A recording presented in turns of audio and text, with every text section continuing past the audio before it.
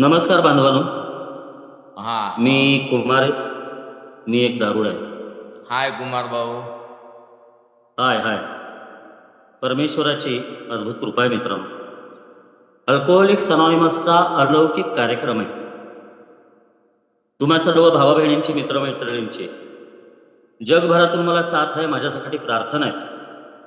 आणि माझ्या पत्नीचं वन डे ॲट अ टाईममध्ये सहकार्य आहे. त्यामुळं दारूच्या पहिल्या घोटापासून आज लांब आहे. आज दारू पिण्याची इच्छा नाही. मला दारूच्या पहिल्या घोटापासून लांब राखावं लागतं मित्रांनो, कारण माझा आजार भयानक आहे.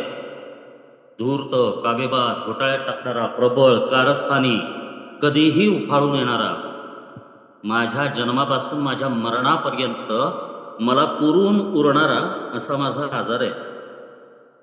आणि त्यामुळं मित्रांनो, मी माझ्या बळावर, कुणा माणसाच्या बळावर, कुठल्याही मानवी शक्तीच्या किंवा मानवनिर्मित शक्तीच्या सामर्थ्यानं, कुठल्याही जगिक तत्वज्ञान किंवा विचारसरणीच्या आधारानं त्या दारूच्या पहिल्या घोटापासून आणि माझ्या मद्यपाश या आजारापासून लांब राखला जाऊ शकत नाही.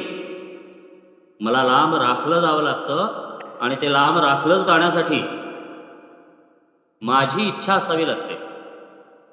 मद्यासक्तीच्या बंधनातून मुक्त होण्याची इच्छा असणाऱ्या प्रत्येकाचा अल्कोहोलिक्स अनॉनिमसमध्ये सदस्य म्हणून समावेश होतो, असं आपलं लिटरेचर आपल्याला सांगतं.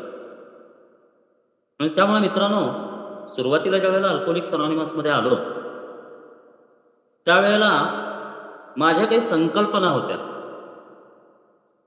आणि सगळ्यात मोठी गोष्ट माझ्याकरता महत्त्वाची जी होती ती म्हणजे दारू सुटणं. कुणीतरी माझी दारू सोडवा. आणि त्यानंतर ती सुटली नाही. त्याला 8 वर्ष जावी लागली, 7 वर्ष 8 महिने.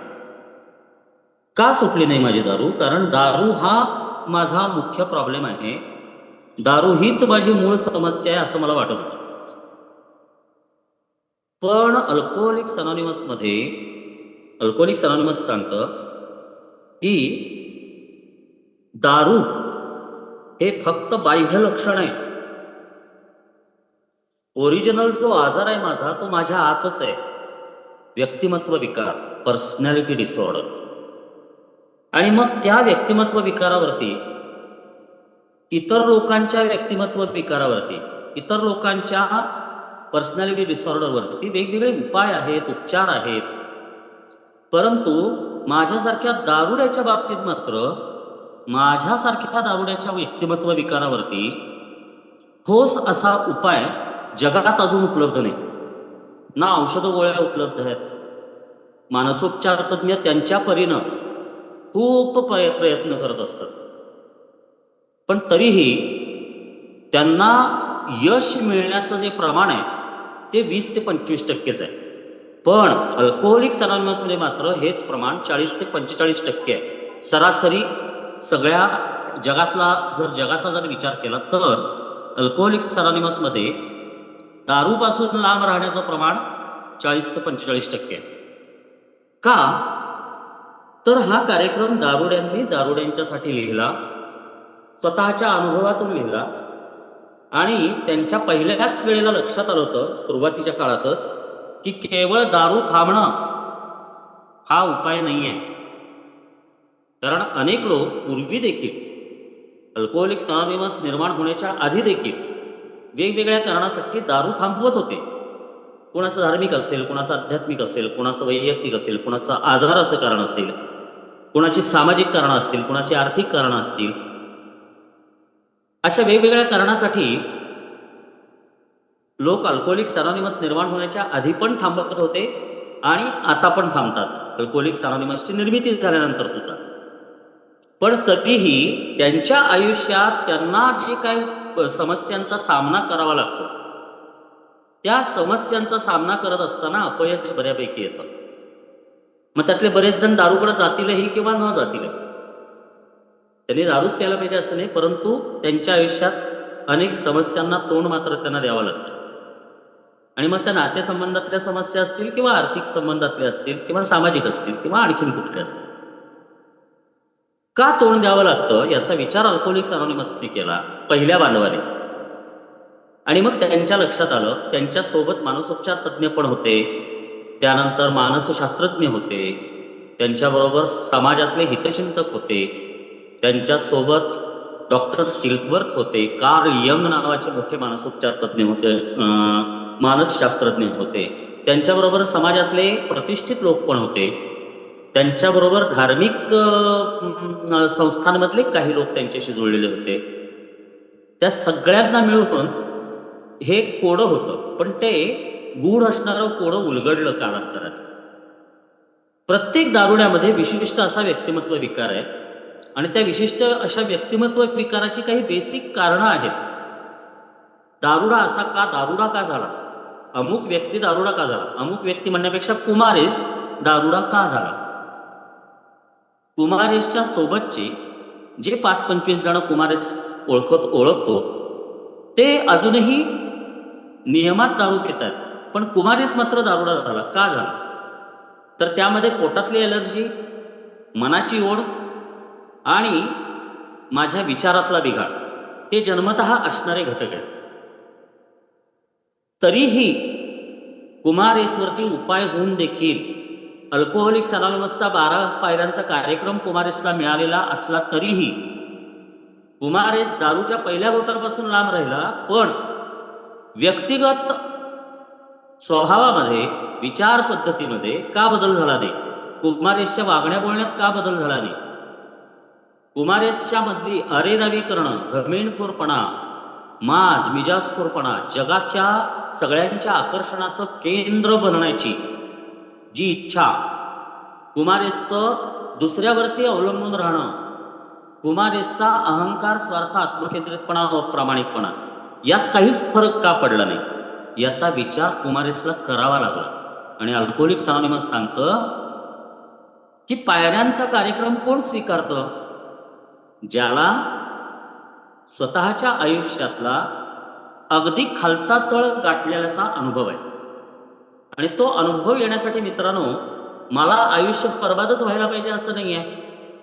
अनेकांच्याकडे करोडो रुपये असतात, परंतु तरीही त्यांचं आयुष्य, अनेक दारुडे असे आहेत की जे करोडपती आहेत, लक्षाधीश आहेत, वेल सेटल्ड आहेत, घरं दारं बंगला गाडी घोडा बँक बॅलन्स सगळं आहे, सोनं नाणं सगळं आहे, समाजात प्रतिष्ठा पण आहे, पण तरीही त्यांच्या व्यक्तिगत आयुष्यामध्ये व्यक्ती म्हणून त्यांना ना दारू थांबवता आली स्वतःच्या बळावरती, ना दारूतून मोकळं होता आलं. त्यामुळे मित्रांनो, अल्कोहोलिक्स अनॉनिमस सांगतं की याचं कारण आहे ते माझ्या व्यक्तिमत्वात दडलेलं आहे. आणि त्या व्यक्तिमत्वामध्ये मी माझ्या व्यक्तिमत्वामध्ये कसा बदल करायचा, दुसरा कोणी माझ्या व्यक्तिमत्वात बदल नाही करू शकत. अल्कोहोलिक्स अनॉनिमसचं बेसिक तत्वच आहे स्वतःवरती काम करणं. दुसऱ्याला नालायक ठरवायला दारुडा कायम तयारच असतो माझ्यासारखा, कुमारेससारखा. पण कुमारेसनं स्वतःची लायकी, स्वतःची अवकात पाहणं हे कुमारेसच्या फायद्याचं असतं. आणि त्यामुळं मित्रांनो, केवळ दारूच्या पहिल्या घोटापासून जोपर्यंत लांब होतो तोपर्यंत मी जगाचा बादशाह होतो. इतर दारुड्यांना नालायक ठरवण्यामध्ये मी पहिल्या फळीमध्ये असायचो, पुढं असायचो. कारण का, मी दारू थांबवली, मी दारू पित नाही आणि माझं आता व्यवस्थित चालू झालेलं आहे, आता मी सुधारलो, अशी एक माझी धारणा होती, गैरसमज होता. पण अल्कोहोलिक्स अनॉनिमस सांगतं की कुमार, दारूच्या पहिल्या घोटापासून थांबलास ही अत्यंत चांगली गोष्ट झाली, प्रत्येक दारुड्यासाठी ती अत्यंत चांगलीच गोष्ट आहे. पण तुझ्या विचारामध्ये, तुझ्या वर्तनामध्ये, वागण्यामध्ये, तुझ्या बोलण्यामध्ये, तुझा दृष्टिकोनामध्ये काही बदल झालाय का सकारात्मक, हे तू तपासून बघ. कार्यक्रमाचा स्वीकार करायचा की कार्यक्रमाला नकार द्यायचा, याचं स्वातंत्र्य देखील अल्कोहोलिक्स अनॉनिमसनं कुमारेसला दिलेलं आहे. कारण कुमारेस दारुड आहे, तो ऐकत नाही दुसऱ्याचं. पण कुमारेसमध्ये बदल व्हावा ह्या तळमळीनं ज्या दारुड्यांनी स्वतःमध्ये बदल केला, कार्यक्रमाचं आचरण करून, त्या दारुड्यांनी बिग बुक नावाचं पुस्तक लिहिलं, आणखी 12 पायऱ्या आणि 12 रूढी या नावाचंही पुस्तक लिहिलं. आणि 12 पायऱ्या आणि 12 रूढीमध्ये मित्रांनो आपण वाचन करतोय. पहिल्या पायरीत आपण पाहिलं की मला सांगितलंय, तुझा ताठा तू स्वतः उतरव, तू स्वतःला नमव, तुझ्या इच्छा बाजूला ठेव आणि तू परमेश्वर असल्यासारखं वागू नकोस. हे तुला जमते का बघ. या 4 गोष्टी तुला सोडायच्या. दुसऱ्या पायरीत सांगितलं की कुमारेस, तुला स्वतःच्या जीवावर जमत नाहीये ना, तर मग आता एक काम कर, मनाची तयारी ठेव, मन मोकळं ठेव आणि तू स्वतः जसा आहेस तसं स्वतःला आणि तुझ्याहून महान शक्ती जी आहे, जी तुझ्यात बदल घडवू शकते, याचा तू समूहामध्ये अनुभव घेतोस, इतर बांधवांच्या माध्यमातून अनुभव घेतोस, तो अनुभव पहा. तिथं ती उच्च शक्ती काम करते हे पहा आणि ती उच्च शक्ती जशी आहे तशी तिचा आणि स्वतः तू जसा आहेस तसा खरेपणानं स्वीकार कर. म्हणजेच विनयशीलता अंतःकरणात धारण कर. म्हणजे तुला श्रद्धा ही गिफ्ट म्हणून मिळेल, कृपादान म्हणून मिळेल. कारण तिसऱ्या पायरीला श्रद्धेचं कृपादान पाहिजे मला. म्हणजे काय आहे, माझ्या अंतःकरणामध्ये कार्यक्रमावरती श्रद्धा पाहिजे, निर्माण झाली पाहिजे. मी स्वतःला जोपर्यंत सुधरू शकत नाही हे माझ्या लक्षात येत नाही, मी स्वतःला सुधरू शकत नाही हे जोपर्यंत माझ्या लक्षात येत नाही तोपर्यंत दुसऱ्या पायरीची माझी मानसिकता होत नाही. दुसऱ्या पायरीची मानसिकता जोपर्यंत होत नाही तोपर्यंत तिसऱ्या पायरीत श्रद्धापूर्ण अंतःकरणाने, पूर्ण विश्वासानं मी तिसरी पायरी स्वीकारत नाही. आणि तिसरी पायरी सांगते, हा कृतीत उतरणाऱ्या श्रद्धेकडे जाणारा मार्ग आहे. त्यामुळे पहिली झाली तर दुसरी, दुसरी झाली तर तिसरी. आणि तिसऱ्या पायरीमध्ये येता येता अल्कोहोलिक्स अनॉनिमस सांगतं की उच्च शक्तीला मी स्वीकारलं. आणि कसं स्वीकारलं? आचरणामध्ये, कृतीमध्ये, श्रद्धापूर्वक अंतःकरणाने, मनापासून. दुसरा उपायच नाही आहे आता मला. उच्च शक्तीच माझ्या आयुष्यामध्ये सुधारणा करू शकते हे ज्या वेळेला माझ्या लक्षात येतं, हे मी स्वीकारतो अंतःकरणापासून आणि कृती करायला तयार होतो, त्यावेळेला मग मला चित्तशांतीची प्रार्थना दिली तिसऱ्या पायरीमध्ये. आणि मग बिग बुकमध्ये एक छान प्रार्थना दिली जी गेल्या वेळेला आपण वाचली, की जे काय आयुष्यामध्ये मला जे काही हवं आहे ते कशासाठी हवंय, तर तुझी कृपा माझ्या आयुष्यात दिसावी, माझ्यात झालेली चांगली सुधारणा ही पाहून इतर दारुड्यांना, म्हणजे नवागतांना, old timer, long timer, mid timer हे नव्हे, ज्याला गरज आहे अल्कोहोलिक्स अनॉनिमसची असा नवागत जो आहे त्याला माझ्या आयुष्यातल्या सुधारणांचा उपयोग व्हावा. आपल्याकडं काय होतंय, मला कालचाच अनुभव आहे, मी शेअर करणार आहे तुमच्याशी. फार छान अनुभव आहे एका दृष्टीनं पाहिलं तर. काल मला आलेला अनुभव तर तो मी सांगणार आहे. तर ह्यासाठी मला काय पाहिजे, उच्च शक्तीची ताकद काहीतरी पाहिजे. कारण का, याच्या पुढच्या पायऱ्या ज्या आहेत, बिग बुक म्हणतं की तिसरी पायरी मी ज्या वेळेला पूर्णपणानं माझ्या अंतःकरणात धारण करतो आणि माझ्या इच्छा आणि माझं जीवन परमेश्वराच्या हाती सोपवतो, म्हणजे माझ्या प्रतिक्रिया, माझं वागणं बोलणं हे करण्याच्या आधी मी विचार करायला सुरुवात करतो की मी हे बोलायलाच पाहिजे का, मी असं वागायलाच पाहिजे का, मला हवं तसंच मी वागायला पाहिजे का. एखादी गोष्ट मला पटली नाही तर मी त्या गोष्टीला विरोध करायचा म्हणून किंवा माझा अहंकार दुखावतोय म्हणून एखाद्या गोष्टीला विरोध करतोय का.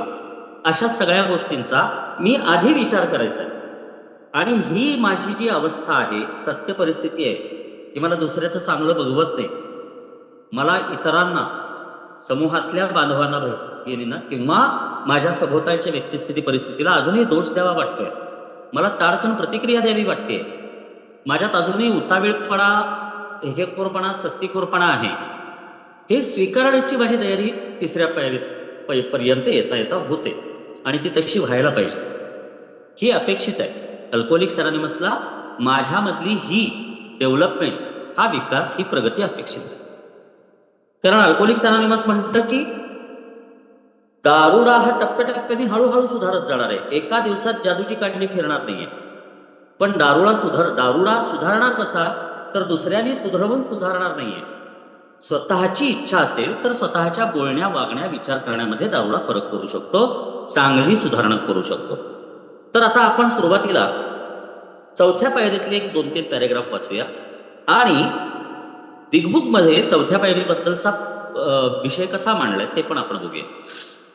चौथी पायरी, आमच्या नैतिकतेचा शोधक आणि निर्भय आढावा घेतला.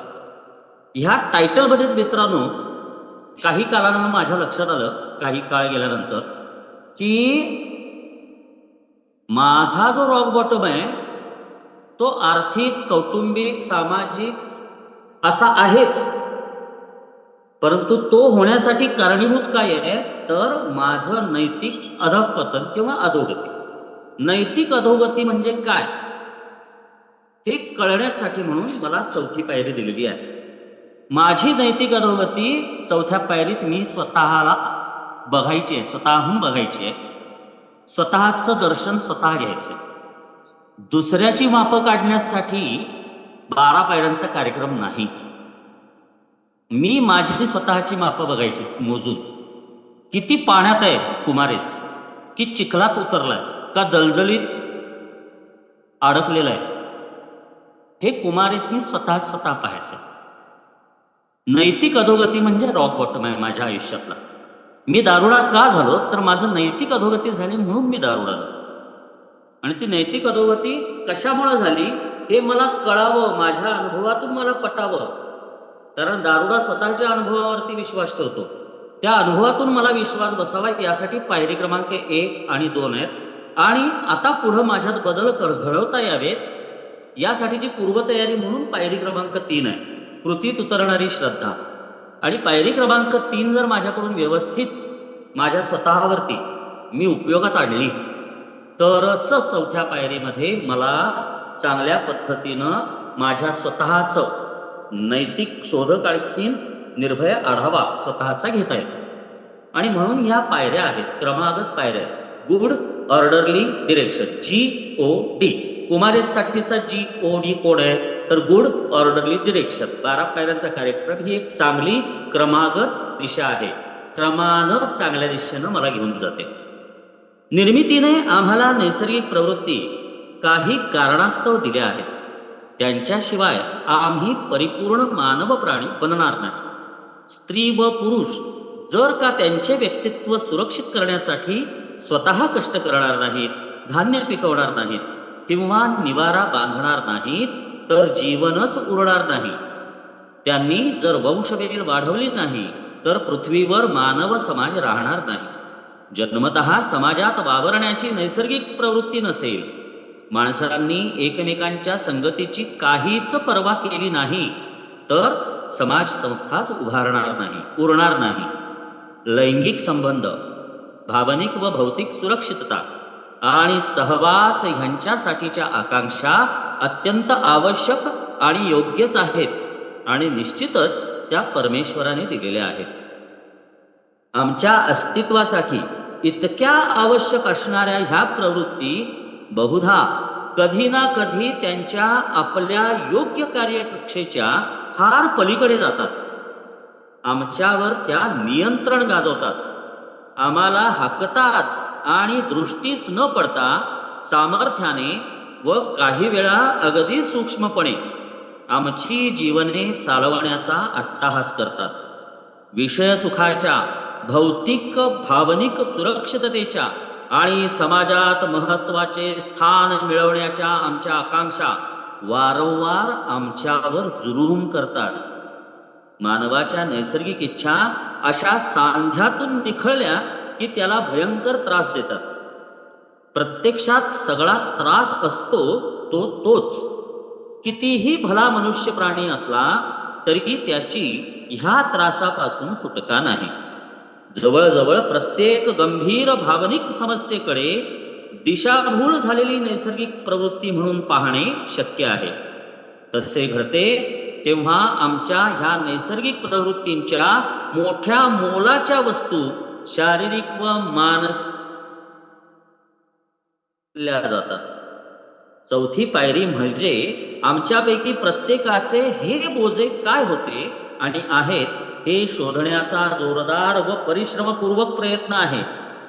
नेमके कसे, केव्हा आणि कोठे आमच्या नैसर्गिक आकांक्षांनी आम्हाला विकृत केले ते शोधण्याची आमची इच्छा आहे. त्यामुळे आम्हाला आणि इतरांना झालेल्या दुःखाकडे चौकसपणे पाहण्याची आमची इच्छा आहे. आमच्या भावनिक विकृती काय आहेत त्या शोधून आम्ही त्यांची दुरुस्ती करण्याकडे वळू शकतो. ते करण्याची मनाची तयारी व सततचे प्रयत्न नसले तर आम्हाला फारच थोडी मद्यमुक्तता किंवा समाधान मिळू शकेल. निर्भय व शोधक नैतिक आढावा घेतला नाही तर रोजच्या जीवनात खरोखरी उपयुक्त ठरणारी श्रद्धा अद्याप आमच्या आवाक्याबाहेरच राहते असा अनुभव आमच्यापैकी बहुतेकांना आलेला आहे. असे हे 3 पॅरेग्राफ आपण 12 पायऱ्या आणि 12 रूढीमधल्या पायरी 4 या प्रकरणातले वाचले. आता बिग बुक मध्ये काय म्हटलंय आपण बघूया आणि मग आपण त्याचा थोडासा अभ्यास करूया दोन्ही पुस्तकातल्या पॅरेग्राफचा.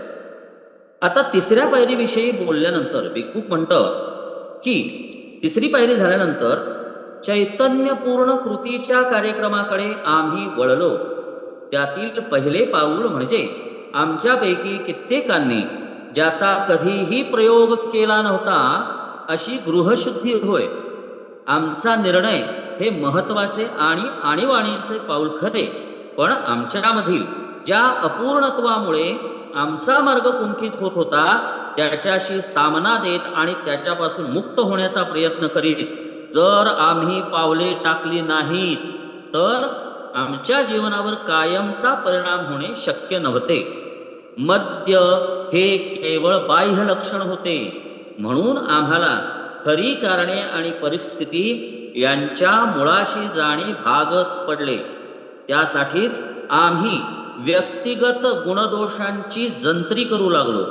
ही 4थी पायरी होय. व्यापारामध्ये ठीक आहे, पुढचा आपण नंतर वाचू. तर मित्रांनो, 4थ्या पायरीचा मूळ उद्देश काय याचा विचार कुमारेसला करावा लागला. कारण काय आहे, कुमारेसनं 2 वेळा पायऱ्या घेतल्या होत्या. कुमारेसनं अधूनमधून मीटिंग पण केल्या होत्या. 2 रिहॅबिलिटेशन सेंटरमध्ये पण कुमारेश राहून आला. कुमारेशनं 3 सायकियाट्रिस्टची पण ट्रीटमेंट घेतली. पण आणि सरतेशेवटी लॉकडाऊनमध्ये कुमार एसवरती परमेश्वरानं कृपा केली आणि मित्रांनो, कुमारेस फायनली ऑनलाईन मीटिंगला जॉईन झाला. आणि त्या दिवसापासून कुमारेस दारूच्या पहिल्या घोटापासून थांबला. पण पुढचे 7.5 पावणे 8 महिने मात्र कुमारेसमध्ये फक्त दारू थांबली होती, बाकी काहीही बदल झालेला नव्हता. वागणं, बोलणं, विचार करणं, दुसऱ्याला तुच्छ लेखणं, दुसऱ्याची उर्मटपणा करणं, या सगळ्या गोष्टी कुमारेसमध्ये जशा तशा होत्या. आणि त्याचाही फटका कुमारेसला बसला. इथं माझी नैतिक अधोगती पूर्ण झाली होती मित्रांनो. डोक्याच्या बाजूने उलटा गाळा तुटून बसलो होतो मी. अगदी खालचा तळ गाठणं म्हणजे काय असतं, बिग बुक मध्ये 12 पायऱ्या आणि 12 रूढीमध्ये किंवा अल्कोहोलिक्स अनॉनिमस वेगवेगळ्या ठिकाणी म्हणतं की अगदी खालचा तळ गाठल्याखेरीज दारुडा कार्यक्रमाचा सहजासहजी स्वीकार करत नाही. तसाच मी पण सहजासहजी स्वीकार केलेला नव्हता. आणि आता मी परमेश्वराची कृपा मानतो की माझा पूर्णपणानं नैतिक अधोगती अधःपतन झाल्यामुळं, पूर्ण रॉक बॉटमला झाल्यामुळं कार्यक्रम घेण्याची तातडीची गरज मला निर्माण झाली मित्रांनो. आणि कार्यक्रम घेणं म्हणजे काय करणं, माझ्या स्वतःमध्ये बदल करण्यासाठी मी कार्यक्रमात या 12 पायऱ्यामध्ये दिलेल्या सूचनांचं आचरण मी स्वतःच्या वैयक्तिक आयुष्यात करणं. इतर कोण काय करते हे पाहत राहण्यात काही पॉईंट नाही. काल फेसबुकवरती मला एक मेसेज आला, पहा मित्रांनो, कार्यक्रमाचा परिणाम मी सांगतोय बरं का, मी माझ्याबद्दल बोलतोय, मी इतर कोणाबद्दल नाही. कार्यक्रमाची ताकद काय आहे, कसं कार्यक्रम जीव वाचवतो माझा, दारूपासून मला कसं कार्यक्रम वाचवतो. मी गेल्याच आठवड्यातला आजारपणाचा अनुभव तुम्हाला सांगितला, तसाच कालचा अनुभव तो तुमच्याशी शेअर करण्यासारखा आहे. त्याचं कारण का, दारुड्यांच्याशीच बोलू शकतो. एक दारुडा दुसऱ्या दारुड्याबद्दल, दारू न पिणाऱ्या माणसाबद्दल बरोबर बोलणं म्हणजे मी तुमच्याबद्दल, ज्याला दारूबद्दल माहितीच नाही, मद्यपाशाबद्दल माहितीच नाही, अशा माणसाबद्दल मी जर तुमच्यापैकी कोणाबद्दल काही बोलायला लागलो तर त्याला चहाडखोरपणा म्हणतात, माघारी बोलणं. त्यामुळं माघारी बोलायचा विषय असत नाही. त्यामुळं मी हा अनुभव का सांगतोय, कार्यक्रम माझ्यात कसं काम करतो, 3री पायरी 4थी पायरी कसं काम करते. मित्रांनो, काल फेसबुकवरती एक मेसेज आला मला. मी फेसबुकवरती आपल्या ह्या माझ्या जिथं मी काय बोलतो ना स्पीकर मीटिंगमध्ये, ते मी फेसबुकवरती माझ्या प्रायव्हेट पेजवरती टाकतो. त्या प्रायव्हेट पेज फक्त अल्कोहोलिक्स अनॉनिमसच्या आणि अल अनॉन या 2 संस्थाच्या सदस्यांसाठीच आहे. आणि आता 500 पेक्षा जास्त मेंबर त्याच्यावरती आहेत, रेग्युलर मेंबर्स आहेत. आणि त्या फेसबुकवरती आपलं पण स्पीकर मीटिंग मी जे काही रेकॉर्डिंग असतं ते त्या फेसबुकवरती मी पोस्ट करतो. म्हणजे मी काय बोललोय त्याबद्दल, माझ्या अनुभवाबद्दल मला काही चांगले रिस्पॉन्सेस येतील, मला सुधारणा करण्यासाठी काही सूचना येतील अशी माझी अपेक्षा असते. तर त्यासाठी मी फेसबुकवरती टाकतो. तर फेसबुकवरती एक ओल्ड टायमर आहे एका फिजिकल मीटिंगचा, त्यांनी कमेंट टाकली. काय कमेंट टाकली ते मी 2 मिनिटात वाचतो. पहा आजार किती भयानक आहे बघा. आजार किती भयानक आहे हा.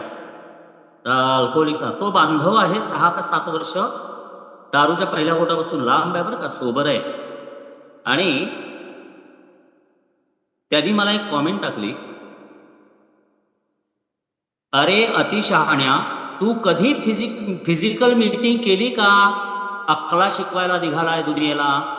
आपण काय घातली आहे याचा तपास करून बघ पहिला, अशी त्याची कॉमेंट आहे.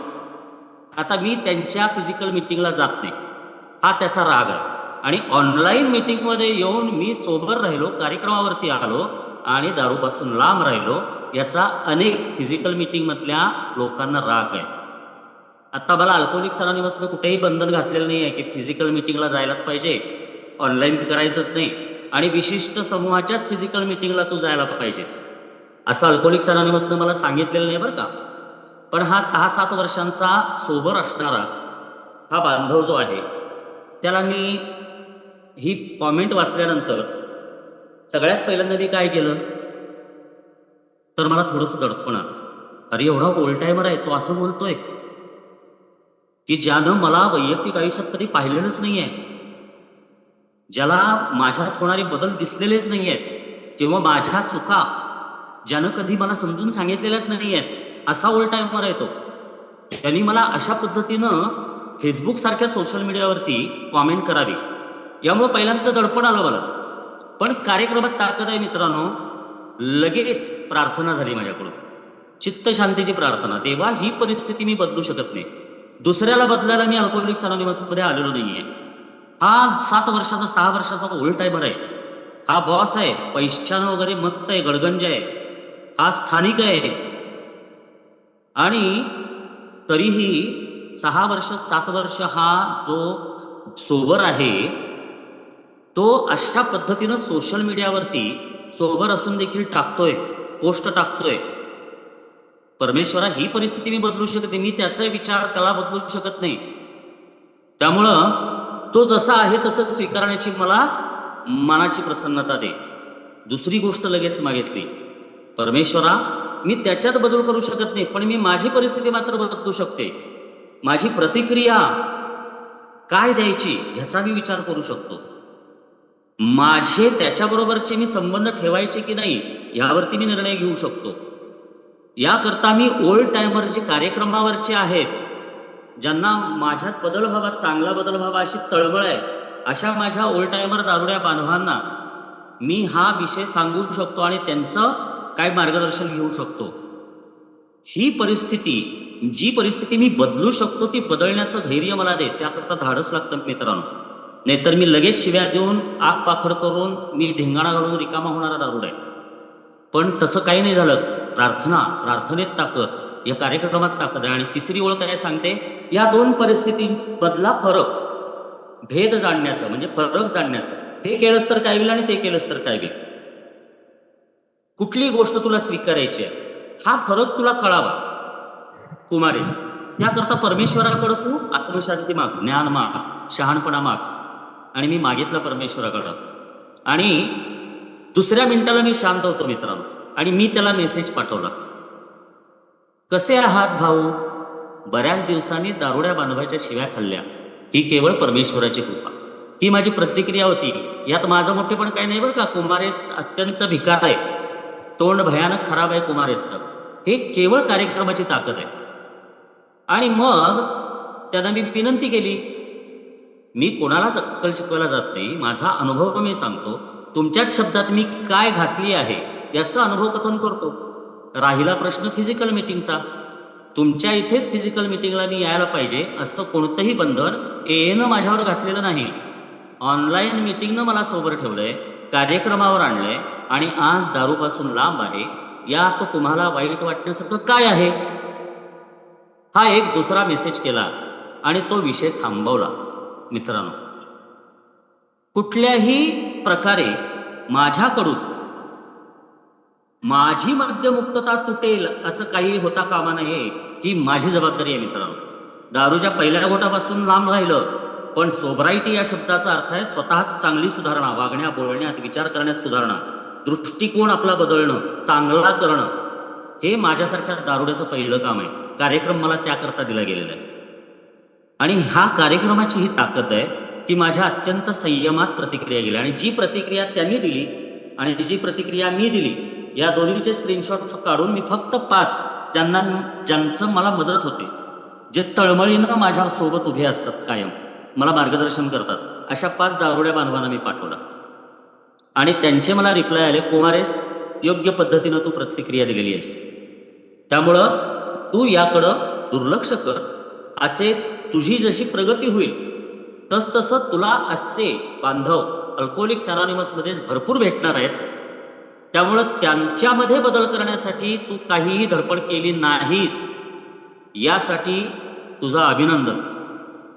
ह्याच शांतपणानं तू तुझ्या आयुष्याची वाटचाल वन डे ॲट अ टाइमवरती कर. मला 4 बांधवांचे कॉल आले मित्रांनो. त्यानंतर काय ताकद आहे अल्कोहोलिक्स अनॉनिमसची, आणि कार्यक्रमावरती असणारा बांधव किती चांगल्या पद्धतीनं रिस्पॉन्ड करतो.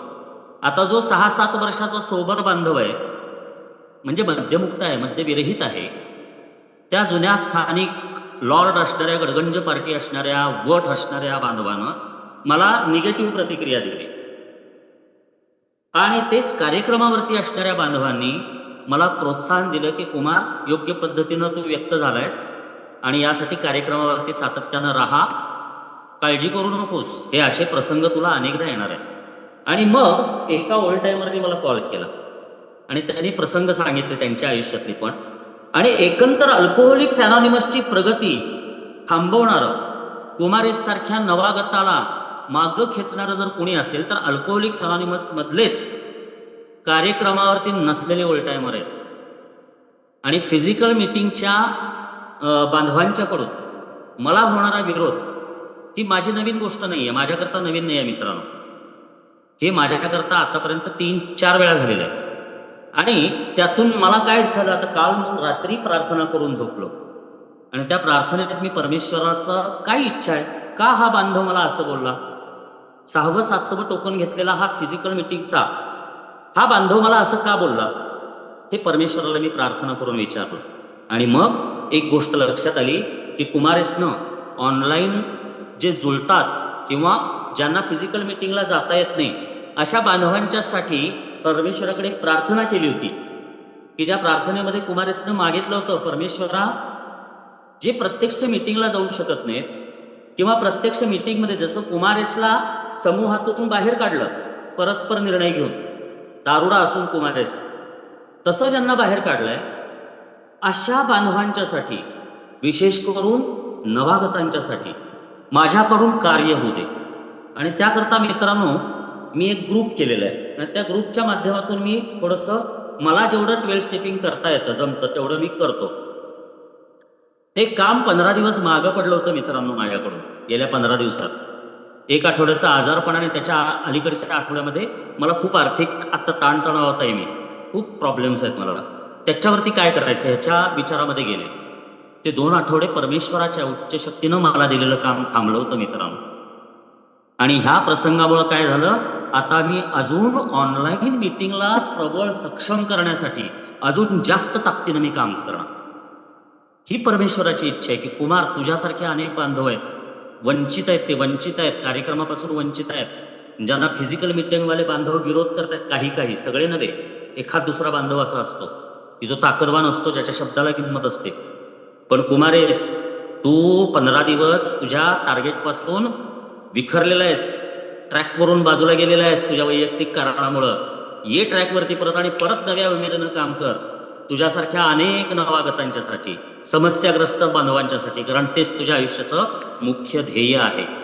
हे रात्री मला झोप लागता मी प्रार्थना करून झोपलो, तर उत्तर पाहिजे होतं मला मित्रांनो. उत्तर मिळतं बरं का, अंतःकरणातून उत्तर मिळतं. ही कार्यक्रमाची ताकद आहे. आणि हे मला केव्हा मी करू शकतो, हे शांतपणाने मी केव्हा करू शकतो. जसं त्या बांधवानं शब्द वापरले, आपण काय घालून ठेवली आहे हे आधी पहा, असं जे त्या बांधवाने लिहिलं, तर त्याचा तपास मी ऑलरेडी केलाय म्हणून मी शांत राहू शकतो. तो तपास कुठं करायचा आहे, तो तपास करण्याची ही पायरी चौथी आहे. चौथी पायरी जी आहे ना, त्या तपासाची पायरी आहे. जसा हा ओल्ड टाइमर बांधव की ज्याच्या शब्दामध्ये आता काहीतरी फरक पडायला पाहिजे होता 7 वर्षामध्ये बोलण्यामध्ये, पण अल्कोहोलिक सरांपास दुसऱ्या पायरीत सांगतं, कुमारेस तू कसा आहेस हे पहिल्यांदा बघ. तू दुसऱ्यांना तुच्छ लेखणारा आणि दुसऱ्यांशी उद्धटपणानं वागणारा बोलणार आहेस, तू अवज्ञा करणार आहेस. मग तुझ्यावरून तू इतर दारोड्यांचं जे काय असेल ते मोजमाप करायचं ते ठरव. आणि त्यामुळं मी काय घालून ठेवले हे जे काय बांधव तो म्हटला ना, त्याचा तपास मित्रांनो चौथी पायरी मला रोज घ्यावी लागते बरं का. मी रोज घेतो आणि त्यामुळे शांत राहू शकलो मित्रांनो. आज काल रात्री सुखानं झोपलो बरं का. मी डाराडूर गार झोप लागली होती. सकाळी परत 5:30 वाजता उठून दिवसाचं काम सुरू माझ्या. ही कार्यक्रमाची ताकद. आणि तो तपास जो आहे ना, त्या ओल्ड टायमरच्या शब्दामध्ये मी काय घालून ठेवले ते तपास, तर त्याचा नैतिक आढावा, निर्भय नैतिकतेचा शोधक आणि निर्भय आढावा, शोधक आणि निर्भय आढावा म्हणजे इन्व्हेंटरी घ्यायची. म्हणजे काय करायचंय, तर आम्हाला पहिल्यांदा काय करायचं चौथ्या पायरीत हे समजलं पाहिजे. म्हणून पहिल्या पॅरेग्राफमध्ये सांगितलंय की ज्या कोणी हे विश्व निर्माण केलं, ज्यातून हे विश्व निर्माण झालं, त्यातून मी निर्माण झालो, प्रत्येक माणूस त्यातून निर्माण झालेला आहे. आणि मग प्रत्येक माणसाला सर्वाईव्ह करण्यासाठी, आयुष्य चांगल्या पद्धतीनं जगता यावं यासाठी काही नैसर्गिक प्रवृत्ती ज्या जन्मजात आहेत त्या दिलेल्या आहेत. त्या अगदी निर्बुद्ध म्हणून ज्याला म्हटलं जातं, ज्याला बुद्धी नाही अशा व्यक्तीमध्ये पण सेमच असतात, आणि ज्याला अतिबुद्धिमान म्हटलं जातं अशा बुद्धीमध्ये पण सेम असतात. आणि माझ्यासारखा जो कमी अकलेचा म्हणजे बिनबुद्धीचा कमी अकलेचा कुमारेस असतो, त्याला पण त्याच नैसर्गिक प्रवृत्ती दिलेल्या आहेत. त्या कोणत्या आहेत, तर एक, कष्ट करणे स्वतःचं आयुष्य जगण्यासाठी, धान्य पिकवणे म्हणजे उदरनिर्वाहासाठी काही कष्ट करणे, घर बांधणे किंवा घरात राहणे स्वतःच्या हवा पाणी वारा ऊन पाऊस यापासून संरक्षणासाठी, या नैसर्गिक आहेत. त्याचबरोबर अजून एक नैसर्गिक प्रवृत्ती जन्मतःच प्रत्येक माणसाला दिलेली आहे, ती म्हणजे वंशवेल वाढवणे म्हणजे जनरेशन वाढवणे. म्हणजे लग्न करून आपण मुलं जन्माला घालतो, माणूस मुलं जन्माला घालतो, ती एक नैसर्गिक प्रवृत्ती आहे. त्याचबरोबर समाजात वावरण्याची नैसर्गिक प्रवृत्ती आहे माणसाला. पण माझ्यासारख्या दारुड्याच्या बाबतीत मात्र तिथं चुकलोय बरं का गणित. मी एकटा राहतो आणि इतरांना नालायक ठरवत राहतो. हा दारुड्याचा माझा मूळ आजार आहे, म्हणून मी दारुडा झालो ऍक्च्युअली. समाजात वावरण्याची नैसर्गिक प्रवृत्ती ही असायला पाहिजे. त्याचबरोबर ती जर प्रवृत्ती नसेल तर माणसाने एकमेकांची पर्वाच केली नसते. मी ज्या वेळेला हे वाचतो त्यावेळेला माझ्या लक्षात येतं की कुमारे सारे, तुला समाजामध्ये वावरण्याची नैसर्गिक प्रवृत्ती जी आहे ना ती संपली आहे तुझ्यातली.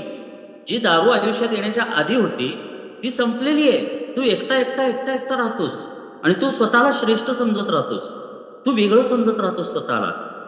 आणि तुझ्यासारखेच दारुडे ज्या वेळेला एकत्र तुला समूहात भेटतात, विशेष करून ऑनलाईन समूहामध्ये, त्यावेळेला तुला तुझी ओळख पटते.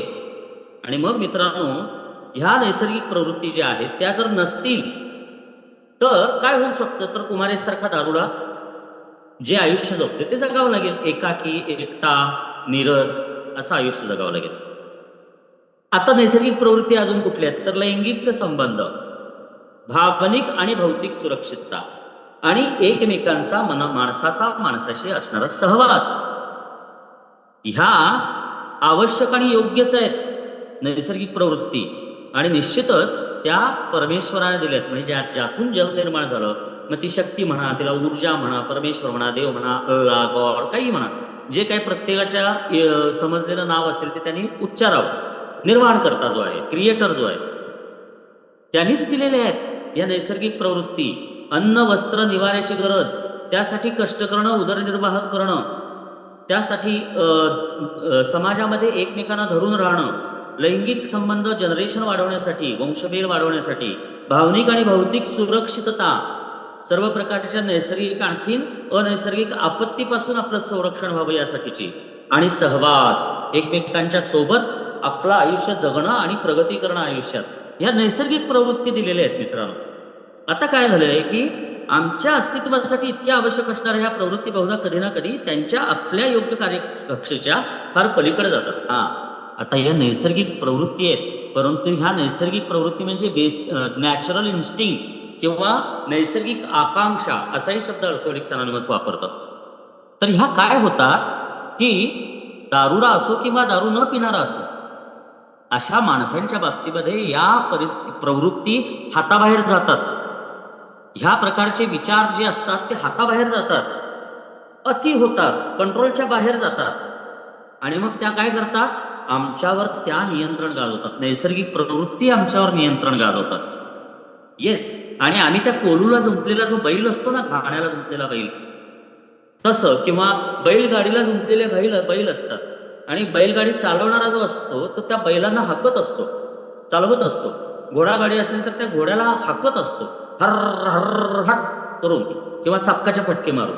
तशा ह्या आमच्या नैसर्गिक प्रवृत्ती मला त्यांच्या कोलूचा बैल बनवतात, त्यांच्या घाण्याचा बैल बनवतात. आणि मग काय होतं की त्याच प्रवृत्ती कधी ताकदीनं, कधी सूक्ष्मपणानं न कळत, कधी आम्हाला कळत पण नाही, आम्हाला वाटत पण नाही, पण ह्या नैसर्गिक प्रवृत्ती आम्हाला चालवतात असं अल्कोहोलिक्स अनॉनिमस म्हणते. आम्हाला म्हणजे कुणाला? दारुड्यांना मोठ्या प्रमाणात चालवतात. आणि मग त्या नैसर्गिक प्रवृत्ती कुठल्या आहेत ते पुढं आलेलं आहे. ओके. ज्या दारुडा करता माझ्या दारुड्याच्या आयुष्यात राज्य करतात पैसा, प्रणय, प्रतिष्ठा, अहंकार, स्वार्थता, आत्मकेंद्रितपणा, अप्रामाणिकपणा, भीती, इतरांना विनाकारण इजा करणं. काल त्या बांधवानी, जुन्या 7 वर्ष जुन्या बांधवांनी मला हर्ट करायचा प्रयत्न केला, मला मानसिक इजा करायचा प्रयत्न केला, त्याच्या नकळत त्यांनी तो प्रयत्न केला. हे मी दारुडा असल्यामुळं आणि 4थ्या पायरीचा कार्यक्रम माझा रोज घेत असल्यामुळं माझ्या लक्षात आलं, म्हणून मी त्याला क्षमा पण करू शकलो. मी स्वतःला क्षमा करू शकलो आणि स्वतःचा विचार परत एकदा करू शकलो की कुमार तुझं काही चुकतंय का, एकदा तुझा तू आढावा घेऊन बघ. आणि मग मित्रांनो मी शांतपणानं रात्री झोपलो. याचा तपास करायचा आहे मला 4थ्या पायरीमध्ये, आणि हा तपास मीच करू शकतो, कारण माझ्यातल्या अत्यंत गुप्त अशा गोष्टी, सिक्रेट जे आहेत ती मलाच माहिती असतात. अनेकदा इतरांच्या समोर ती उघड होत नाहीत, माझ्या मनात दबलेली असतात ती. आणि ती जोपर्यंत मी माझ्या समोर, माझ्या डोळ्यांनी माझ्या आत काय विकृती आहेत, प्रवृत्ती, नैसर्गिक प्रवृत्ती कशा विकृत झालेल्या हे पाहत नाही, तोपर्यंत मला सुधारण्याची संधी नसते. तोपर्यंत मी जे करतो, मी जे वागतो, माझे विचार सगळं योग्य आहे असंच मला वाटत असतं. आता ह्याच्यात काय, विषय सुख म्हणजे कामसुख, म्हणजे सेक्शुअल सॅटिस्फॅक्शन, भौतिक आणि भावनिक सुरक्षितता. भौतिक सुरक्षिततेत काय येतं? अन्न, वस्त्र, निवारा, पैसा, दळणवळण म्हणजे काहीतरी गाडी किंवा वाहन किंवा जाण्यायेण्याची व्यवस्था, मोबाईल आता झालेला आहे, अशा सगळ्या भौतिक गोष्टी आहेत. ती भौतिक सुरक्षितता गरजेची आहे. भावनिक सुरक्षितता म्हणजे कुणीतरी आपलं माणूस हवं. मग आई बाप असतात, भाऊ बहीण असतात, मित्रमैत्रिणी असतात, पत्नी असते, मुलं असते. यांच्या सहवासात का माणसाला राहायला आवडतं? तर भावनिक सुरक्षितता ही तिथं मिळत असते त्याला. परंतु आणि समाजात महत्वाचं स्थान मिळवणं म्हणजे समाजात पत राखणं, ही गोष्ट दारू न पिणाऱ्या लोकांच्या मध्ये किंवा सोशल ड्रिंकर जे असतात, संयत मद्यपी, ते लोक करत असतात. पहा, समाजामध्ये आपली पत प्रतिष्ठा राखून राहतात. पण माझ्यामध्ये मात्र ह्या सगळ्या गोष्टी अतिप्रमाणात, अतिरेकी प्रमाणात असतात. हे कुमारेशच्या लक्षात आलं बरं का मित्रांनो, 4थ्या पायरीचा आढावा घेत असताना. ह्या गोष्टी माझ्यावर वारंवार जुलूम करतात असं अल्कोहोलिक्स अनॉनिमस म्हणतात. म्हणजे ह्या माझ्यातल्या अतिप्रमाणात वाढलेल्या नैसर्गिक आकांक्षा, इच्छा, नैसर्गिक प्रवृत्ती ह्या ज्या अतिरेकी प्रमाणात वाढलेल्या आहेत, त्या माझ्यावरती राज्य करतात, माझ्यावर जुलूम करतात. मानवाच्या नैसर्गिक इच्छा अशा सांध्यातून निखळल्या. सांध्यातून निखळणं म्हणजे काय आहे? तर जेवढ्या प्रमाणात त्या माझ्या आयुष्यात असायला पाहिजेत, तेवढ्या प्रमाणात या नैसर्गिक प्रवृत्ती नसून त्या अधिक प्रमाणात वाढल्या, म्हणजे कंट्रोल तोडून बाहेर गेल्या.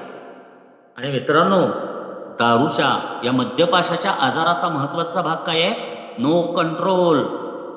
मला कंट्रोल करता येत नाही कुठल्याच गोष्टी, आणि मी समजत मात्र असतो की सगळं काही माझ्या कंट्रोलमध्ये आहे. Everything is under my control आणि आय एम इन कंट्रोल. म्हणजे प्रत्येक गोष्टीचा राजा मीच आहे आणि सगळ्या गोष्टी माझ्या ताब्यात आहेत, कब्जात आहेत, असं मी समजत असतो. आणि प्रत्यक्षात मात्र तसं काही नसतं. आणि मग त्या भयंकर त्रास देतात. असं अल्कोहोलिक्स अनॉनिमस सांगतं. इथं आता मला प्रश्न विचारायचा आहे, कुमारेसने स्वतःला प्रश्न विचारायचा आहे, कुमारेस ह्या तुझ्या आकांक्षा तुला त्रास देतात का? तुझं आचरण कसं आहे? सेक्सच्या बाबतीत तुझं आचरण कसं आहे? पैसा कमवण्याच्या बाबतीत तुझं थिंकिंग कसं आहे? नातेसंबंधाकडे बघत असताना तू कसा बघतोयस? तुला अतिरिक्त प्रमाणात भावनिक सुरक्षितता हवी आहे का? तू अधिक पैसा पैसा पैसा घरदार गाडी घोडा बंगला बँक बॅलन्स करतोयस का? तुला अति प्रमाणात प्रतिष्ठा हवी आहे का? तुला प्रत्येक गोष्टीत प्रतिष्ठा मिळायलाच पाहिजे असा तुझा अट्टाहास आहे का? असं जर तुझं होत असेल यापैकी एक किंवा सगळं, तर तुझ्या ह्या प्रवृत्ती तुझ्या इच्छा आकांक्षाच तुझ्यावर जुलूम करतायत आणि तुला भयंकर त्रास देत आहेत. आणि प्रत्यक्षात सगळा त्रास असतो तो हाच असतो असं अल्कोहोलिक्स अनॉनिमस सांगतात. माझ्या दारुडा होण्याचं मूळ काय आहे तर ते हे आहे. म्हणून ह्याच्यावरती मला काम करणं गरजेचं आहे मित्र. आणि ह्याच्यावरती काम करता यावं यासाठी पहिली दुसरी पायरी आणि तिसरी पायरी. कितीही भला मनुष्य असला, कितीही चांगला मनुष्य असला, सज्जन असला, सभ्य असला, तरी त्याची ह्या त्रासापासून सुटका नाही. मग तो भला मनुष्य दारू न पिणारा असू दे, किंवा सोशल ड्रिंकर असू दे, किंवा माझ्यासारखा दारुडा असू दे. मी कितीही आज चांगला वागत असलो, बोलत असलो, तरी ह्या नैसर्गिक आकांक्षा आणि प्रवृत्ती माझ्यामध्ये अतिरेकीपणा करण्याच्या कायम तयारीत आहेत. जसा झाडीत दबाव धरून बसलेला वाघ असतो, कधी एकदा सावज टप्प्यात येते आणि कधी एकदा शिकार करतो, तशा या माझ्या प्रवृत्ती माझ्यावर दबाव धरून रोज रोज रोज बसलेले असतात. आणि मग त्याच्यावरती उपाय काय करायचा हे मला कळावं यासाठी नेमका माझा प्रॉब्लेम काय आहे, कोणत्या प्रवृत्ती माझ्यातल्या जास्त स्ट्रॉंग आहेत, त्या कशा पद्धतीनं माझ्या सूक्ष्मपणानं गुप्तपणानं माझ्यावरती आक्रमण करतायत, माझ्यावर जुलूम करतायत, हे शोधण्याचा म्हणजेच आढावा घेणं हा सगळा भाग या चौथ्या प्रकरणात आहे मित्रांनो. जवळजवळ प्रत्येक गंभीर भावनिक समस्येकडे जी काही भावनिक समस्या असते, भावनिक समस्या म्हणजे काय, कुमारेसला काय अक्कल आहे, गजानन भाऊला काय अक्कल आहे, जयन भाऊला काय अक्कल आहे, असं ज्यावेळेला म्हटलं जातं त्यावेळेला ती त्या व्यक्तीची, दुसऱ्याची अक्कल काढणाऱ्या व्यक्तीची भावनिक समस्या असते. म्हणजेच काय, नैसर्गिक प्रवृत्ती चुकलेली आहे. अल्कोहोलिक्स अनॉनिमस 100% सांगतं की दिशाभूल झालेली नैसर्गिक प्रवृत्ती म्हणून पाहणे शक्य होते. कशाकडं? प्रत्येक भावनिक समस्येकडं. ही दिशाभूल झालेली आहे त्या व्यक्तीच्या नैसर्गिक प्रवृत्तीची. मग इथं कुमारेसनी स्वतःला विचारायचे, कुमारेस तुझ्यात असं काही आहे का रे? तू असं काही बघतोयस का कोणाकडं? तुझा अजून ताठा आहे का? अजून दुसऱ्याला नालायक ठरवतेस का? अल्कोहोलिक्स अनॉनिमसच्या दुसऱ्या बांधवाचा अजून तुला काही मनामध्ये नकारात्मकता आहे का? तुला शिव्या देणाऱ्या अल्कोहोलिक्स अनॉनिमसच्या बांधवाविषयी तुझ्या मनात राग आहे का, भीती आहे का? कुमारेस जर तसं असेल तर ती भावनिक समस्या आहे बरं का. आणि ती भावनिक समस्या का आहे तर तुझ्या मोठेपणाला धक्का बसलाय, म्हणजेच तुझ्या अहंकाराला धक्का बसलाय, म्हणजेच तुझी नैसर्गिक प्रवृत्ती अजूनही अतिरिक्त प्रमाणामध्ये तुझ्यात काम करतीये, कार्यरत आहे, आणि ते तुझ्या दुःखाचं कारण आहे. प्रत्येक दुःख, अनेक दुःख ही दारुड्यानं स्वतःच्या आयुष्यात आणलेली असतात. आणि त्यामुळं अनेक प्रकारच्या भीतीने दारुडाग्रस्त असं अल्कोहोलिक्स अनॉनिमस स्पष्ट सांगताना माझा त्या अल्कोहोलिक्स अनॉनिमसच्या प्रत्येक शब्दावरती विश्वास आहे. आता ज्या वेळेला आमच्या भावनिक समस्या गंभीर होतात त्यावेळेला ती नैसर्गिक प्रवृत्ती काय झालेली आहे, चुकीच्या दिशेने गेलेली आहे. दिशाभूल होणं म्हणजे चुकीच्या दिशेने गेलेली आहे. योग्य प्रमाणात नाही तर ती अतिप्रमाणात वाढलेली आहे. तसं घडतं तेव्हा आमच्या ह्या नैसर्गिक प्रवृत्तींच्या मोठ्या मोलाच्या वस्तू शारीरिक आणि मानसिक ओझ्यांमध्ये बदलल्या जातात. आता मोठ्या मोलाच्या वस्तू म्हणजे अमूल्य अशा मला ज्या वाटतात गोष्टी, काय अमूल्य वाटतं मला? पैसा, प्रणय आणि प्रतिष्ठा. मी ज्यावेळेला स्वतःमध्ये पाहतो, ज्यावेळेला मी इतर दारुड्यांचे अनुभव ऐकतो, ज्यावेळेला मी इतर दारुड्यांची स्पीकर मीटिंग ऐकतो, त्यावेळेला काय लक्षात येतं माझ्या? त्यावेळेला मी माझ्या स्वतःचं स्कॅनिंग करायचं असतं माझ्या अंतःकरणाचं. तर त्यावेळेला लक्षात काय येतं की अरे, ज्या माझ्या नैसर्गिक आकांक्षा आहेत, इच्छा आहेत, प्रवृत्ती आहेत, त्यांनी काय केलंय, मला ओव्हरकम केलंय, ओव्हर पॉवर केलंय. म्हणजेच काय केलंय, माझ्यावर आता त्या सत्ता गाजवतायत. आणि त्यामुळं त्याचं काय झालंय, माझ्यावर शारीरिक आणखी मानसिक ओझं निर्माण झालंय, दबाव निर्माण झालेला आहे. आणि अर्थातच ज्या वेळेला शारीरिक किंवा मानसिक ओझं कुठल्याही माणसावरती ज्या वेळेला निर्माण होतं त्यावेळेला त्याची अधोगती होते. विचार चुकतात, निर्णय चुकतात, वागणं चुकतं, बोलणं चुकतं. तसं कुमारेसचं झालंय का हे कुमारेसनी पाहायचं आहे. तर मित्रांनो, आता सांगितलंय की चौथी पायरी म्हणजे नेमकं काय आहे. हे जे काही ओझं आहे ना प्रत्येक दारुड्याच्या मनावरचं, जे पहिल्या 100 दारुड्यांनी स्वतःच्या मनावरचं पाहिलं, तसं हे जे ओझं आहे ना, ते ओझं नेमकं काय आहे. काय माझ्या मनामध्ये हे ओझं आहे मला माहितीच नाहीये. सूक्ष्म पद्धतीनं, गुप्ततेनं, सिक्रेटली माझ्यावरती हल्ला कोण करतायत, माझ्या कुठल्या प्रवृत्ती माझ्या स्वतःच्या माझ्यावर हल्ला करतायत, ते काय आहे नेमकं. हे ओझं, ही कुठली ओझी माझ्या मनावरती मी घेऊन फिरतोय आणि ती काय आहे आणि काय होती, हे मला शोधायचंय. आणि कसं शोधायचंय. चौथी पायरी म्हणजे काय आहे, ही ओझी काय आहेत. बोजे म्हणजे काय म्हणतात का, त्या बोजे या शब्दाचा अर्थ खरं तर ओझं हा नाहीये. बोजे म्हणजे काय आहे की एखाद्याच्या घरावर कर्जाचा बोजा चढला, असा शब्द प्रयोग वापरला जातो. कर्जाचा बोजा चढला म्हणजे तो कर्जबाजारी झाला, म्हणजे दिवाळखोर झाला. ज्या वेळेला माझ्यावर कुठला बोजा चढतो, माझ्या गाडीवर, माझ्या घरावर, माझ्या शेतीवर, माझ्या जमिनीवर, त्याचा अर्थ काय आहे की मी ते परतफेड करू शकत नाही म्हणून त्याचा बोजा चढला. असे बोजे किती आहेत, अशी दिवाळखोरी, माझी दिवाळखोरी करणारी अशी कर्ज किती आहेत, असे बोजे किती आहेत, हे मी पाहायचे. किती होते आणि आज किती आहेत, हे पाहायची पायरी म्हणजे चौथी पायरी आहे. हे पाहण्याची गोष्ट, हे पाहण्याची कृती म्हणजे चौथी पायरी आहे, असं अल्कोहोलिक्स अनोनिमस मला सांगतं. पण ती कशी पाहिजे, तर ती शोधक पद्धतीनं पाहिजे. मला शोधक आणि निर्भय आढावा घ्यायचा आहे. हे शोधण्याचा जोरदार व परिश्रमपूर्वक प्रयत्न म्हणजे चौथी पायरी आहे. जोरदार, न थांबता. जसं मी न थांबता दारू पिलेली आहे, जसं मी न थांबता दारू पित असताना, दारू पिण्याच्या आधी आणि आज दारूच्या पहिल्या बोटापासून लांब राहिल्यानंतर सुद्धा इतरांना नालायक ठरवण्यासाठी, इतरांच्या पेक्षा मोठं होण्यासाठी जोरदार प्रयत्न करतो. तसे प्रयत्न मला माझ्या स्वतःच्या आत पाहण्यासाठी करायचे. जोरदार आणि परिश्रमपूर्वक सांगितलंय. परिश्रम म्हणजे काय, योग्य दिशेनं केलेले कष्ट. योग्य गोष्ट साध्य करण्यासाठी योग्य पद्धतीनं केलेले कष्ट म्हणजे परिश्रम. तर ते मला करायचे. नेमके कसे, केव्हा आणि कोठे, 3 गोष्टी सांगितल्यात. कसं, केव्हा आणि कुठं आमच्या नैसर्गिक आकांक्षांनी आम्हाला विकृत केलं, ते शोधण्याची आमची इच्छा आहे. आता ते शोधण्याची आमची इच्छा आहे असं हे बांधव त्यावेळेला म्हणतात. 1935 ते 1950 या दरम्यानची ही सगळी डेव्हलपमेंट आहे की जी कायमस्वरूपी माझ्यासारख्या दारुड्याला आणि माझ्यासारख्या असंख्य दारुड्यांना उपयोगात आलेली अशी ही पद्धत आहे. तर कसे, केव्हा आणि कोठे आमच्या नैसर्गिक आकांक्षांनी. मग कुमारनी बोलताना काय विचार करायला पाहिजे, कुमारनी विचारायला पाहिजे स्वतःला की कुमार, कसं, केव्हा आणि कुठं तुझ्या नैसर्गिक आकांक्षांनी तुला विकृत केलं, हे शोधण्याची तुझी इच्छा आहे का. सगळ्यात महत्वाचा भाग इथंच आहे. कार्यक्रम अवघड आहे, कार्यक्रम अवघड आहे, कार्यक्रम अवघड आहे असं कोण म्हणतं, ज्यांनी 1 ते 3 पायऱ्या घेतल्यानंतर चौथी पायरी व्यवस्थित घेतलेली नाही आहे प्रामाणिकपणानं, तेच म्हणू शकतात की कार्यक्रम अवघड आहे. पण जर आमच्या मार्गाने जो लोक प्रामाणिकपणे जातात त्यांना क्वचितच अपयश आलेले आम्ही पाहिले आहे.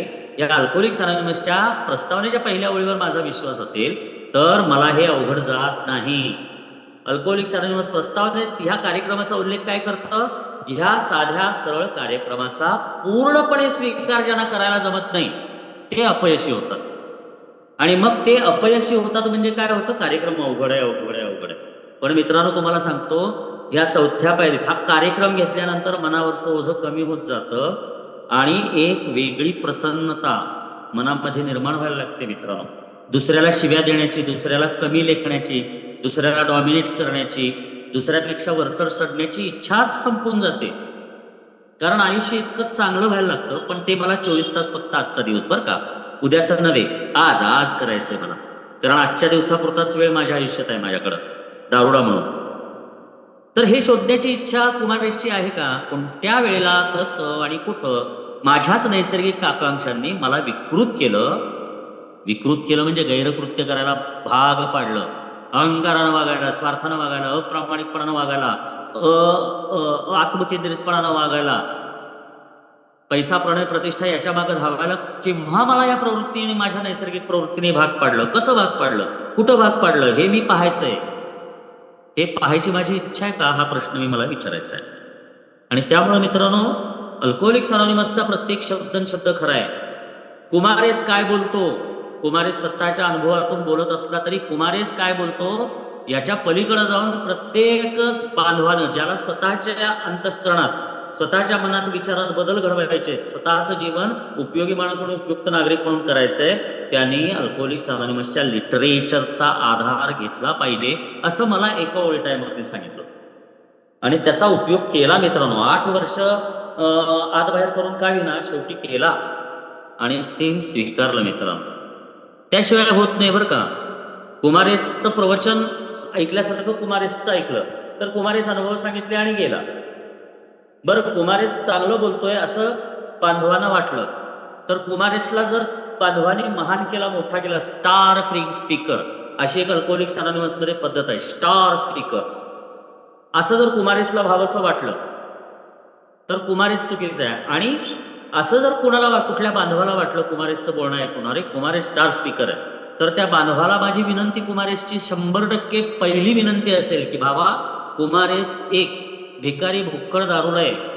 आज जो कुमारेस आहे तो या कार्यक्रमामुळे आहे, या पुस्तकामुळे आहे, या पुस्तकात लिहिलेल्या गोष्टीमुळे. त्यामुळे त्याचा रेफरन्स घ्यावा अशी मी सगळ्यांना विनंती करतो. एक पान का विना रोज वाचावं मित्रांनो, असं मला माझ्या स्पॉन्सरने सांगितलं होतं. आणि त्याचा मला समजलं नाही तरी मी सातत्यानं वाचत राहिलो. आणि त्याचा परिणाम असा होतोय की मला अजून काय त्याच्यात सांगितलंय, काय अर्थ मला कळतोय ते शोधायची एक सवय लागली. कारण मी दारुड आहे, मी एखादी गोष्ट धरली की धरतोच. असं आमच्या भावनिक विकृती काय आहेत त्या शोधून आम्ही त्यांची दुरुस्ती करण्याकडे वळू शकतो. आता माझ्यात विकृती कोणती आहे नेमकी हे जर मला माहीतच नसेल, मी प्रामाणिकपणानं माझ्यात पाहिलंच नसेल, तर मी त्या शोधणार कशा?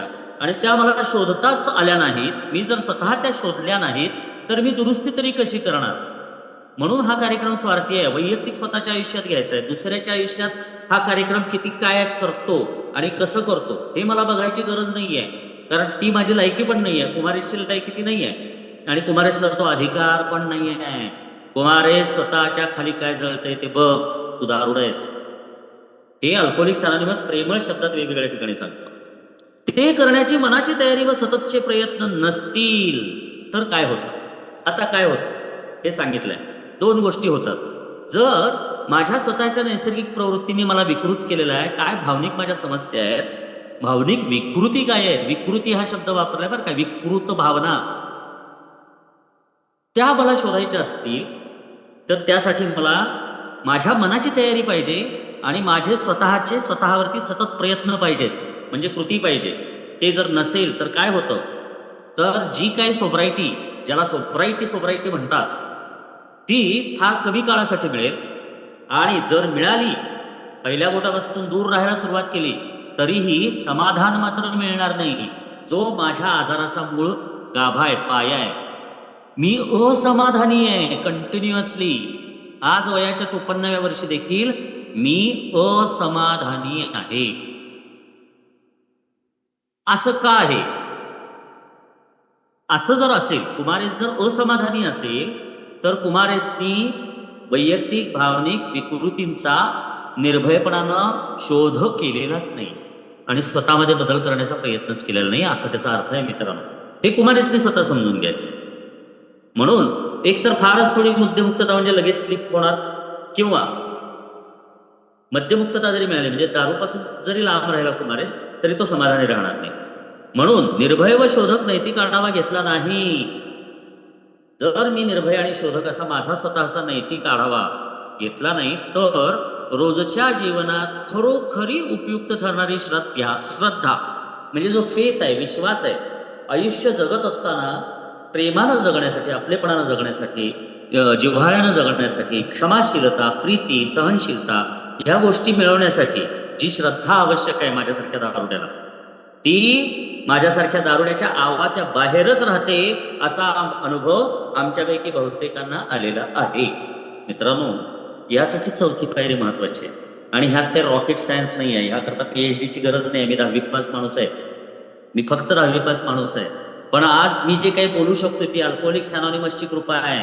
ते अल्कोहोलिक्स अनॉनिमसच्या बांधवांचं सहकार्य आहे त्याच्यामध्ये. मी अनेकांचा अनुभव कथन ऐकतो किती सुसूत्रपणाने चांगला अनुभव कथन करतात, किती चांगल्या भाषेत बोलतात हे मी ऐकत आलोय मित्रांनो. आणि तसे बदल मी माझ्यामध्ये केले आणि आता मला छान वाटतंय की अरे माझी भाषा सुधारली राव. पण रोज 10, 25, 50 जी काही वाक्य असतील ती शुद्ध बोलायला सुरुवात केली. माझी भाषा ग्रामीण आहे मित्रांनो, खूप ग्रामीण आहे, खूप शिवराळ आहे. आमच्या एरियामध्ये शिव्या म्हणजे लाखोडी असते, प्रत्येक वाक्याला शिवी असते. बाप पोराला पोरग बापाला पण शिवी देऊनच बोलवत असतं. इतक्या शिव्या माझ्या तोंडात होत्या कारण माझी ग्रामीण भागातली भाषाच ती आहे. पण ती सगळी सुधारली गेल्या ती 2.5 वर्षामध्ये मित्रांनो. ही परमेश्वराची कृपा अल्कोहोलिक्स अनोनिमसच्या माध्यमातून माझ्यावर झाली. आणि त्यामुळे मित्रांनो माझ्यात जर बदल घडू शकतात तर कार्यक्रम स्वीकारणाऱ्या प्रत्येक बांधवामध्ये ते घडणारच आहेत, 100% घडणार आहेत. हा माझा विश्वास आहे मित्रांनो. त्यामुळे मला आज जेवढं आकलन झालंय, जेवढं समजलंय, तेवढं माझ्या वतीप्रमाणे, माझ्या अवकातीप्रमाणे मी विश्लेषण केलेलं आहे मित्रांनो. यामध्ये मला कुठेही कोणताही स्टार स्पीकर व्हायची इच्छा नाही आणि मी कोणी काय शास्त्री बुवा प्रवचनकार वगैरे नाही. मी एक दारुडा आहे, भिकारी भुक्कड दारुडा. ही मला 100% जाणीव 24 तास फक्त आजचा दिवस प्रत्येक क्षणी असते. आणि ही जाणीव मला परमेश्वरानं अल्कोहोलिक्स अनोनिमसच्या माध्यमातून दिलेली आहे. यासाठी मी परमेश्वराचा धन्यवाद करतो. बांधवांनो तुम्हा सर्वांचा धन्यवाद करतो. काही प्रश्न असतील तर कृपया पहिल्यांदा प्रार्थना घ्या आणि त्यानंतर मित्रांनो फेलोशिपमध्ये प्रश्न विचारा. काही प्रश्न शंका असतील, काही माझ्या बोलण्याविषयी काही तक्रारी असतील तरीही त्या तुम्ही माझ्याशी स्पष्टपणाने बोलायला हरकत नाही, म्हणजे मला माझ्यात सुधारणा करता येईल. कारण मी इथं माझ्यात सुधारणा करण्यासाठी आलेलो आहे. धन्यवाद चेअरमन साहेब, धन्यवाद बांधवांनो. थांबतो.